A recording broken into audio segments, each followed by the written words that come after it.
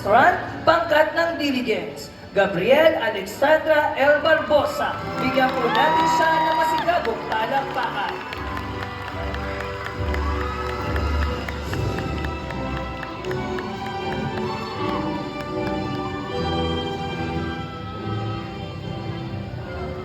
Hi! Hello!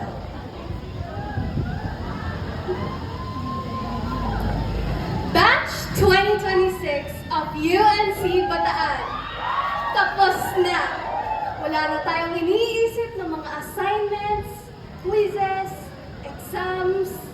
Ay, salamat. Makakapagpahinga na. Kaso, alam natin na hindi pa ito ang katapusan ng mga hadlang, iyak at pagod na ating maharap sa buhay. Pero enjoyin muna natin dahil isa itong malaking accomplishment sa ating mga buhay. This accomplishment, however, is not achieved alone, but with the help of those that supported us along the way. Bago ako magpatuloy, nais ko pong batiin na magandang gabi ang ating school administrator, Ginoong Russell Brian C. Malyari, ang ating kagalang-galang na school principal, Dr. Raker Isak Dalan, ang ating school vice principal, Ginang Cecilia V. Sandagan, ang ating panauhing tagapagsalita, Dr. Cherise M. Peña, ang ating dedikadong mga guro, ang aming mapagmahal na mga magulang at tagapag-alaga, mga kaibigan, mga kamag-anak, at syempre pa, ang aking mga kapwa magsisipagtapos. 2 taon. May iisip mo ba na lahat ng mga events, plannings, trips, lunch outs, surprises, basically yung mga bonds na nabuo natin, resulted in what we have today? Naalala ninyo pa ba yung unang araw ng pagpasok natin sa classroom bilang isang mag-aaral ng senior high school? For some of us, familiar na ang school sa inyo. You look around, seeing each unfamiliar face, your eyes lay upon. You see that some people who had been your classmates remain your classmates, considering some of us are already previous students of the University of Nueva Cáceres, Bataan. But for transferees like me, it's like stepping into a whole new world. New environments, different teachers, different students. At para sa mga galing public school dyan, may mga bayarin na.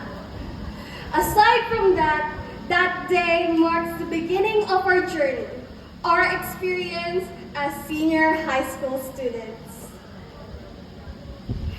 Now, look where we are today. I want you to look at who you are sitting beside right now. The ones you have once deemed unfamiliar. The people you have shared smiles and laughter with as time went by are now wearing togas as they graduate here with you. After hundreds of days spent in school, we stand here with a program at hand. Although it's not just any program. This program, as you know, is our graduation. A graduation we never had 6 years ago, halted by the pandemic. This is our final program in this very school. Throughout this happy journey, I want you to think of the people that helped you come to this point. Your classmates, friends, parents, guardians, teachers, the faculty, utility staff, even the people you have crossed paths with only a few times. They all contributed in some way. I want you to remember them. I want you to acknowledge them. Because in reality, we wouldn't be here without them. Samahan ninyong akong balikan ang mga pangyayari at naging mahalagang yugto ng ating senior high. Batch 2026. Natatandaan niyo ba noong nag-introduce yourself ang bawat isa? Tapos may kaklase ka pa nga na mahinhin ang boses, tapos nang nagtagal, parang lata pala sa ingay. Sino kaya yon? Wala akong ine-name drop. Naaalala ninyo rin ba kapag mayroong mga group reportings o group projects, pagdating ng araw ng reporting, aroy, hindi pala makakapasok. Ito naman, research. Yung tipong kinakram pa natin, hinihintay ang gawa ng isa, hindi magkasunduan, hanggang sa mag-defense, isang-isa. Daming i-revise. May iba pa nga umulit ng buong paper. Teka lang, mayroon pa akong isa. Isa na special moment sa ating school year. Dahil yung iba ay wala namang nangyaring ganito. Noong nag-monthly exam tayo this school year. Noong akala natin tapos na ang pagsisi-review. Bigla ang ipapaulit pala lahat ng exam bukas. Yung tipong walang subjects, dire-diretso nating sinagutan ng walang gaanong preparation. Yung tipong naka-perfect ka na nga sa exam, pero nung nag-retake, aray, 23/30. Bumaba pa. Ito talaga ang mga moments na masarap balikan at pagtatawanan lang natin in the future dahil grabe.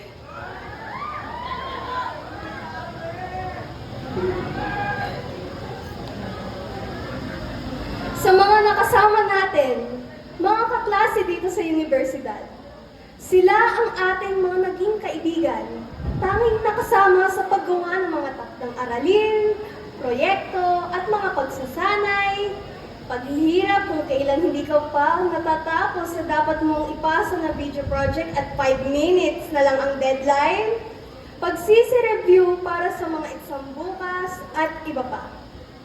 Simula pa lang, you are already forming bonds with one another. Hindi natin namamalayan na, ay, kaklose ko na pala siya. Ay, ganito pala ako kasaya pag kasama siya. Tandaan natin ang mga tawanan pag tayo ay magkakasama. Hindi ba mamimiss natin iyon pagdating ng oras na ito? Yung tipong araw-araw tayo nagkikita pero pagkatapos nito, pag-uwi natin, magiging, huy, kailan tayo magre-reunion? Para sa mga kaklase ko mula sa STEM Diligence, maraming salamat sa samaang nabuo natin. Lalo na sa inyo, Zach, Hannah, Narain, Naomi, Ashley, Angel, Eunice, Wika, and Nathan. For being my friend, kasi totoo lang, hindi ako yung tipo na nagsisimula ng mga conversations. Thank you for being the few people I can comfortably talk to. Sa kulitan, sa tawanan, sa tampuhan. At sa tulong ninyo, isa kayo sa mga instrumento kung bakit nakamit ko ang tagumpay na ito. Binigyan ninyo ako ng pagkakataon na gumawa ng mga memorya na hindi ko makakalimutan bilang isang UNCan. Gusto ko rin pasalamatan ang mga nakasama ko sa journalism. Kahit stress na tayo, napakahusay ninyo. Ang pagsasama natin ay isa sa mga hinding-hindi ko makakalimutan. Kung narito kayo ngayon, husayan niyo pa para makapagbigay kayo ng karangalan sa ating mahal na paaralan. Isa sa mga dapat nating pasalamatan ay ang ating mga magulang o kung sino man ang nagpalaki sa atin. They have sacrificed more than we could imagine, especially for those who are struggling financially. It's already a privilege to be able to study here at the University of Nueva Cáceres, Bataan. If you come from a family who is struggling with financial needs, then you would greatly understand just how hard and heavy the bills you would have to pay for. Kaya ko sinasabi ito ay para ma-acknowledge natin ang mga sakripisyo at ginagawa nila. Gaano kalaki ang suporta nila sa atin sa nais nating makamit sa buhay. Simula pa lamang, sila ay nandito para sa atin. Para po sa aking nanay at tatay, thank you. Salamat sa lahat ng ginawa ninyong sakripisyo para sa aming magkakapatid. Thank you for your continuous support and for being incredibly patient with me and my siblings. I hope that you are proud of what I have achieved to be able to stand here in front of everyone to deliver this speech. Pasensya na kung ito lang ang kaya kong gawin as of now, but I will continue to strive to achieve a better future for us. Salamat sa inyong dedikasyon at mahal na mahal ko po kayo. Pati na rin sa mga lola at lolo ko, sa tita at tito ko, sa walang suporta at pagtitiwala sa kaya kong marating. Para naman sa ating mga guro, pinasasalamatan ko po kayo sa inyong dedikasyon, pasensya at oras na inilaan ninyo para sa amin. Sa matyagang pagtuturo, pagko-coach, at pagsama sa mga events o programa upang iparamdam sa amin ang inyong malasakit. Maraming salamat. To the two advisors I've had in UNC, Ma'am Stephanie Vergara and Sir Marvin Hilario. Alam ko po na hindi po kami ang best section ninyong na-handle. And with that, I want to greatly thank you for never giving up on us.